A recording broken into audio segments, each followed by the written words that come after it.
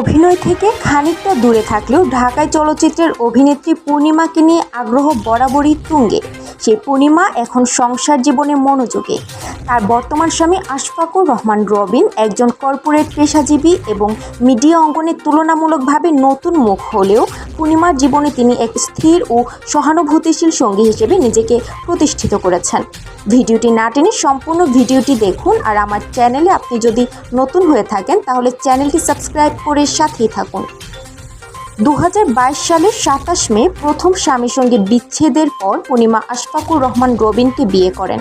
3 বছরের দাম্পত্য জীবন পার করে এবার তারা নিজেদের সম্পর্কের এক নতুন মাইলফলকে পৌঁছেছেন। এ উপলক্ষে রবিন সামাজিক যোগাযোগ মাধ্যমে দিয়েছেন আবেগঘন বার্তা। পূর্ণিমার সঙ্গে কিছু দুর্লভ মুহূর্তের ছবি শেয়ার করে তিনি লেখেন, আলহামদুলিল্লাহ, আজ আমাদের বৈবাহিক জীবনে 3 বছর পূর্ণ হলো, যা ছিল ভালোবাসা, ধৈর্য আর অগণিত স্মৃতির এক অসাধারণ যাত্রা।